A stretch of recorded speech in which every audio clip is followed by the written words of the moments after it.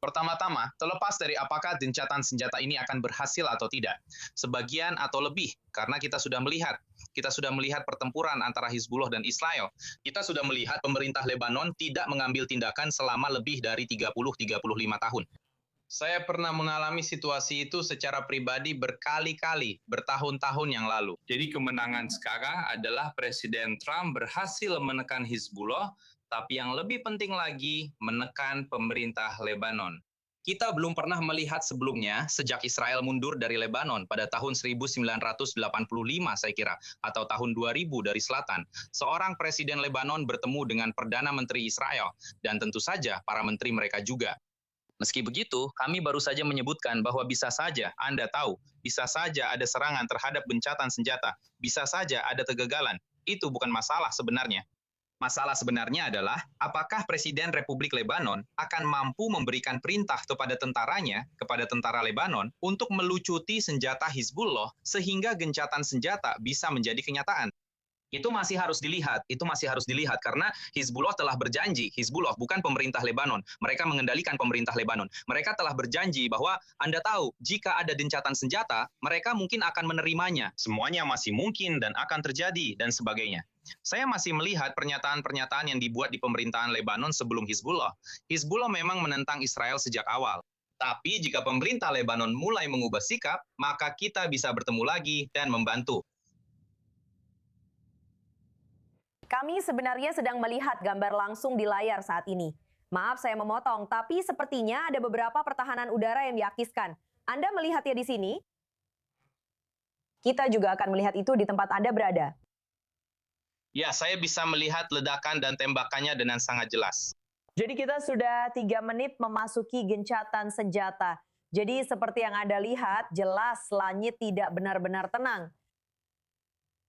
Ya, alasannya sederhana. Mekanisme gencatan senjata dan pertemuan ini bukan antara Hizbullah dan Israel. Itu perbedaan besar. Ini antara pemerintah Lebanon yang sebenarnya bahkan tidak sedang berperang dengan Israel. Mereka adalah bagian dari gencatan senjata yang sudah berlangsung selama puluhan tahun. Sebenarnya Hizbullah yang seharusnya menjawab pertanyaan itu. Dan sejauh ini, seperti yang kita lihat di layar kita melihat Anda di sana. Kita melihat Hizbullah sedang mencoba mengirim pesan bahwa merekalah yang akan memutuskan, kutip, kita yang akan memutuskan kapan kita akan melakukan gencatan senjata. Dan mereka mungkin mengikuti model Iran, model rezim Islam. Mungkin dengan mengatakan itu di layar, apakah kalian semua mengatakan hal itu? Maaf, maksud saya tembakan-tembakan perayaan.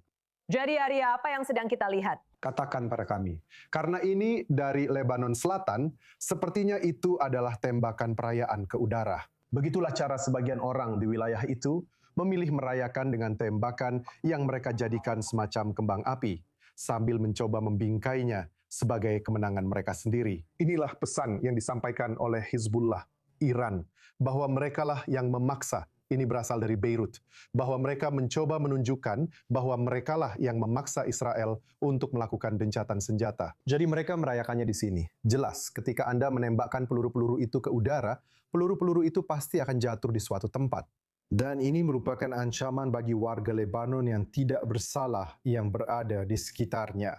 Tapi ini adalah cara yang sudah diperkirakan bagi mereka untuk menjaga muka di tengah gencatan senjata ini yang sangat mereka cari karena pasukan Israel bergerak maju dengan sangat cepat. Ya, baiklah Li, apa yang ingin kamu katakan? Sangat benar, pria itu benar. Ini adalah perayaan utama untuk mengirim pesan pertama-tama kepada komunitas Syiah, basis Hizbullah. Sekarang kita sedang menang. Kami memaksa Israel, kami memaksa Amerika Serikat, kami memaksa Trump, seperti di Iran, seperti yang Anda katakan, seperti yang pria itu katakan, untuk memberlakukan gencatan senjata. Meskipun, dan itu benar, merekalah yang menginginkan gencatan senjata, baik di Iran maupun di Lebanon Selatan. Benar. Jadi bagaimana kemungkinannya, maksud saya, bahwa ini bisa bertahan? Maksud saya, ini memberikan banyak tanggung jawab kepada otoritas Lebanon untuk mencoba menjaga agar ini tetap bertahan. Tapi kita juga menyebutkan pada akhirnya Perdana Menteri perlu bertemu dengan Presiden, dan mereka bahkan belum berbicara di telepon, dan mereka akan pergi ke Washington. Maksud saya, apakah perdamaian di kawasan ini berpotensi benar-benar tercapai?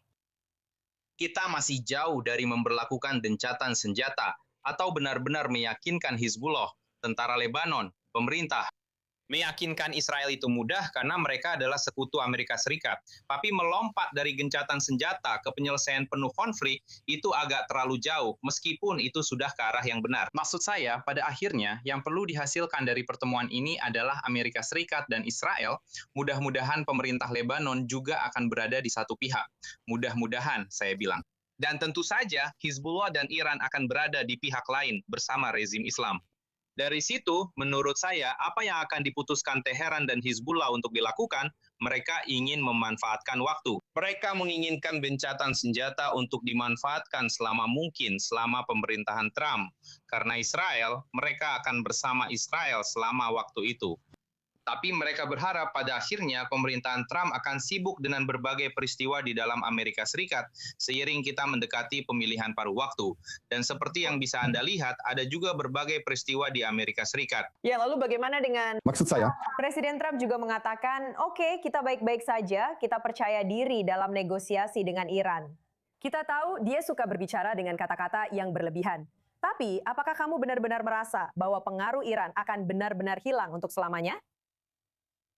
Lihat, saya pernah mengalaminya beberapa dekade lalu dan pernah melihat skenario serupa seperti perjanjian 17 Mei. Israel waktu itu ada di Beirut, maksud saya, bukan di pinggiran Lebanon. Dan meskipun begitu, Amerika Serikat juga mendukung.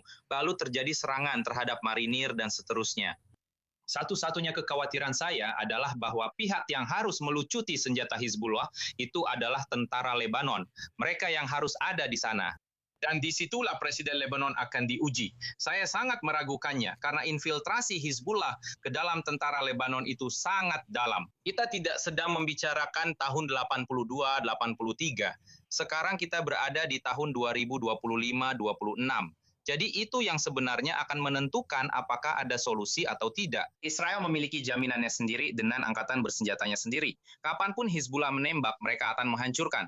Tapi sebenarnya tantangan dan ujian itu akan ada pada tentara Lebanon. Dan di sini kita akan melihat apa yang bisa dilakukan pemerintahan Presiden Trump untuk menekan Presiden Lebanon agar bertindak melawan Hizbullah. Tidak mudah sama sekali.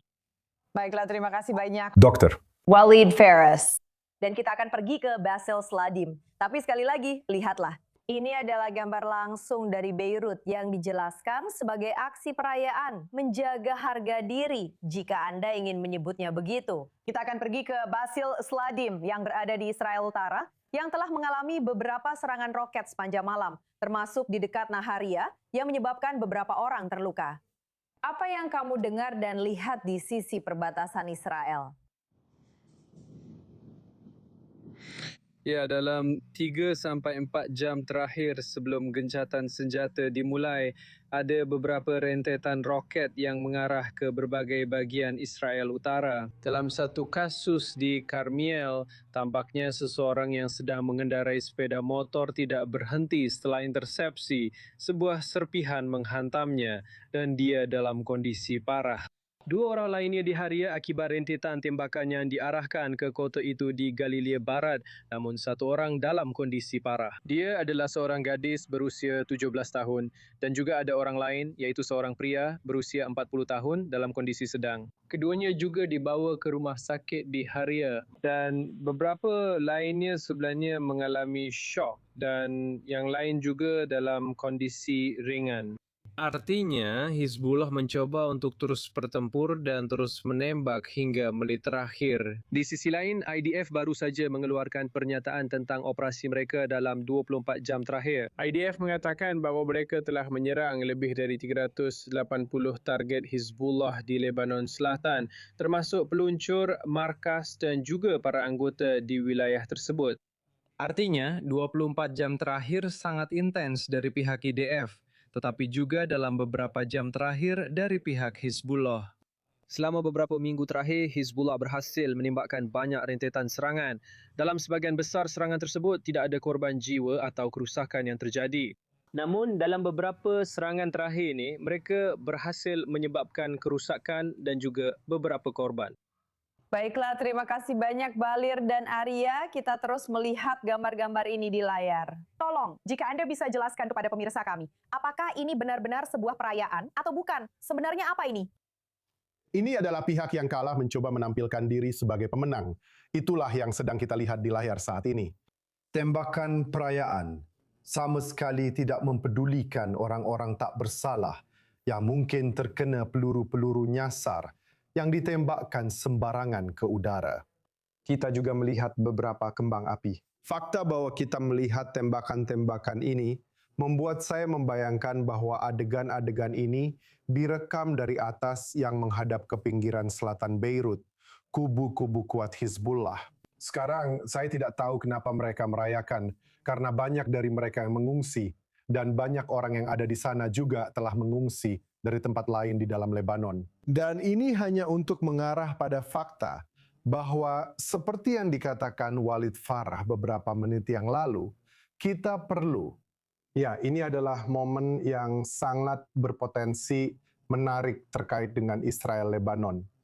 Jelas, jika kita berbicara 2,5 tahun yang lalu, ketika Israel diserang oleh 7 negara yang berbeda. Fakta bahwa saat ini Israel sedang memulai negosiasi perdamaian dengan salah satu negara tersebut, itu sangat signifikan. Tapi ini akan menjadi proses yang sangat-sangat panjang. Kita tidak akan melihat apapun yang mendekati penandatanganan perjanjian damai sampai Hizbullah benar-benar dilucuti senjatanya. Dan itu bisa memakan waktu karena bukan hanya pemerintah Lebanon yang mengumumkan bahwa mereka telah berhasil membongkar Hizbullah di Lebanon Selatan. Kita semua melihatnya. Itu tidak benar.